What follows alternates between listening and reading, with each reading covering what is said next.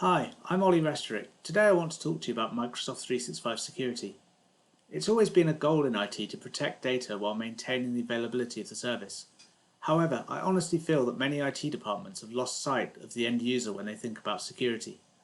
You will have heard of us talk many times about the concept of the trusted LAN or trusted network being outdated. It was outdated before the pandemic hit, but now the office is less relevant than ever. We have staff working more remotely on more devices and in more places than ever before. Regulatory needs are greater, and today's threats are very different to what they were even 5 years ago. We've got better controls though than before. We need to strike the correct balance of being productive for the user, but also being secure. Today I want to talk about just a few of the security options that will help you secure your data.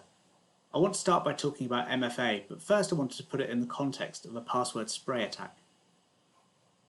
So what is a password spray attack? Very simply, it's when an attacker tries the same password against many hundreds or thousands of accounts. The attacks are normally untargeted. The attacker doesn't know the first thing about your company until they've gained a foothold. They might exploit the lowliest account in your organization, but from there they will be able to learn more about the company and see who the members of the accounts team are and who pays invoices. Having found that, they can launch a highly targeted phishing attack on those people. And the attack is completed by redirecting invoices, swapping sort codes and account numbers on supplier invoices and that type of thing. Hopefully that doesn't sound too far-fetched because it's actually an attack that we saw several years ago in a customer's environment. So how do you defend against these attacks? The defense of using password lockouts just won't work because there's only ever one failed password for each account. The attack though is completely scuppered by MFA. It should already be a given that you're using MFA with your 365 admin accounts. For end users though, you've got a number of options for enabling MFA. You're going to get the best set of controls if you have Azure AD Premium, which can be bought standalone or as part of a wider Microsoft 365 suite. If you just can't justify getting Azure AD Premium, you can still make use of MFA in one of a few ways, and the easiest for the end user is going to be to use their mobile phone with the Microsoft Authenticator app using a push notification. It's really as simple as pressing the Approve button on your phone. If you still have any reservations about enabling MFA for end users, then please talk to us. There will be a way. Your users are going to react a lot better than you think they are, and it's probably not going to be anything like as complicated as you might expect. Next, I want to show you one of my favourite features of SharePoint, which hopefully will start to let you think a little bit differently about how you provide access to SharePoint sites from different devices. Every organisation has a different take on whether Microsoft 365 data should be accessed from personally owned devices.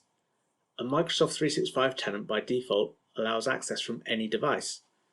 You could use a conditional access policy to completely prevent access from unmanaged devices. However, sometimes you just want a little bit more granularity. Suppose your organisation doesn't normally deal with highly sensitive data. You're happy to allow access from personal devices, but you have some sensitive files in a few SharePoint sites. Let's see how we can provide a different level of access to each SharePoint site based on whether the device is managed or not. The feature I'm demonstrating is called App Enforced Restrictions, and it works with SharePoint and Exchange Online. In SharePoint, we can choose the behaviour for unmanaged devices for each SharePoint site. We can choose one of three options: to disallow access from an unmanaged device, to allow limited access, or to allow full access. And what do I mean when I say a managed device? Simply a device that's enrolled in Intune and is compliant with the policy that we've set. Teams uses SharePoint to store its files, so the protection we're going to configure also extends to file data within the linked teams. We can choose whether we want to allow users to enroll their personal devices, but in this demo we have a work device that is enrolled and compliant and a personal device that isn't enrolled. We can choose whether we want to allow users to enroll their personal devices, but in this demo we have a work device that is enrolled and compliant and a personal device that isn't enrolled. Okay, let's have a look at the configuration.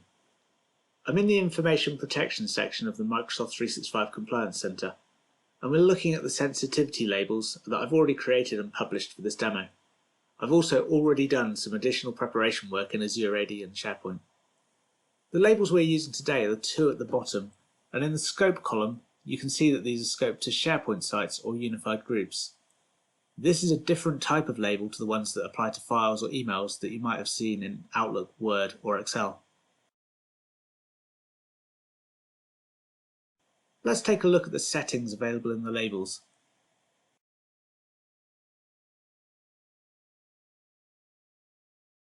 This first page of the wizard just lets you give the label a name and provide a description for any users who are looking at the label in SharePoint. This page defines where the label can be used, so in this case it applies to 365 groups and SharePoint sites.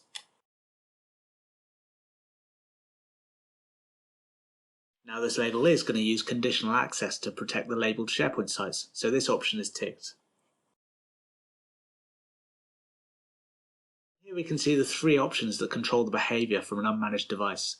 For this label we've chosen to block access completely, but we could create labels that allow a limited web-only access, and we'll see that later. The other option would be to allow full access. Two final bits of the configuration to show you. Firstly, I've already assigned the label to the SharePoint site, as it can take a little while for the setting to take effect, but this is where you assign the label to a SharePoint site. Finally, there is a setting in SharePoint that needs to be configured. This effectively acts as the overall default setting for any unlabeled sites, with more restrictive settings being applied on a site-by-site basis. I have one word of warning. When you configure this option in SharePoint, it silently and automatically creates two conditional access policies, one of which will block access to the full Teams application on an unmanaged device, so you do need to be careful. Reach out to me or your account manager at Computer World and we'll be happy to discuss it. So what does this look like to the end user? Let's take a look. Here I've got a Windows 11 PC that isn't enrolled in Microsoft Intune, so it's an unmanaged device as far as the system is concerned, and I've launched into SharePoint. So we're just going to go ahead and click into the confidential team. And straight away we get a nice message that says that access denied and we can't access this site because we're accessing it from an untrusted device. So all in all, quite a nice clear error message for the end user, and if you've customized your support information, then the user's going to see your customized service desk or help desk details in there as well. Blocking access is all well and good, but the other label was configured to allow limited web-only access to the content. I switched the site's label over, so let's take a look.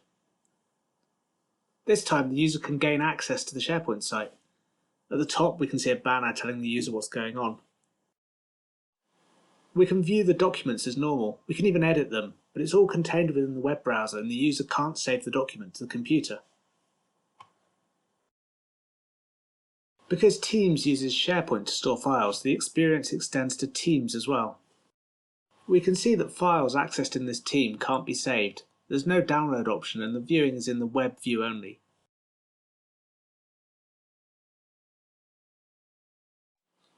Newer applications are largely being delivered in the cloud or software as a service model, but there are still large numbers of on-premises web applications around.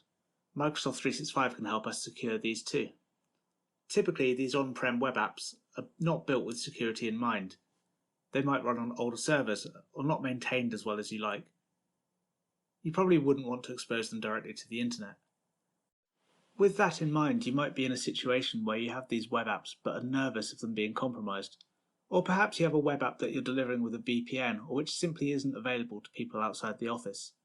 Azure App Proxy can help. Rather than the traditional way of publishing a web app externally by punching holes in the firewall and creating an inbound route, without Proxy you install a small agent on your internal network. This agent creates only outbound connections to Azure. Once installed, you can start publishing your internal web apps through Azure. What I really like about this is that the application remains on premises, so you don't have to migrate or rewrite your application. You can apply MFA to the app for extra protection, and using a DNS alias you can give your web app a friendly name or even preserve the original URL. You have the reassurance that any web requests hitting your web app have already been pre-authenticated by Azure. Once configured, you can remove inbound routes into your network to stop attacks coming in that way. And you can install multiple app proxy connectors to reduce that as a single point of failure too. So that's Azure App Proxy, one of the lesser known Microsoft 365 features, but really easy to implement and a great security feature. I hope this session alongside my colleague Anthony Charman's session has given you some food for thought about some of the 365 security options that are available. I've deliberately picked features that are available in the Microsoft 365 Business Premium or Microsoft 365 E3 packages. That's because I'm firmly of the opinion that you're going to get much better value and better bang for buck by enabling features that are in E3 rather than chasing some of the more elusive and more expensive E5 features. That's it. Thanks for watching.